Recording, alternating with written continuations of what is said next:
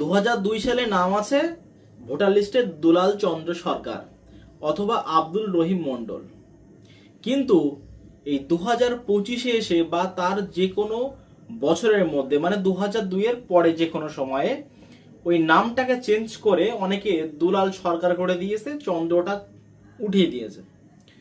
আব্দুল রহিম মন্ডল অনেকে আব্দুলটা তুলে দিয়ে শুধু রহিম মন্ডল আছে। তা এই সমস্ত ক্ষেত্রে কিন্তু কোনো সমস্যা হবে না, যাদের এপিক নাম্বার সেম থেকে থাকে, যে ভোটার আই কার্ডে যে এপিক নাম্বারটা, তাহলে কোনো সমস্যা হবে না, কারণ যে কোনো সময় মানুষ সংশোধন করতেই পারে। এখন আরেকটা কথা যেটা হচ্ছে যে অনেকের যে বাবার নাম দেওয়া আছে এক, যেরকম আব্দুল রহিম মন্ডল, ছেলের আই কার্ডে লেখা আছে রহিম মন্ডল, কিন্তু বাবার আই কার্ডে দেওয়া আছে আব্দুল রহিম মন্ডল। এই সমস্ত ক্ষেত্রে কিন্তু অবশ্যই তোমরা কোর্টে গিয়ে ফার্স্ট ক্লাস ম্যাজিস্ট্রেট দিয়ে একটা এফিডেভিট করে নাও, নির্বাচন কমিশনের কিন্তু কোনো গ্যারান্টি নেই।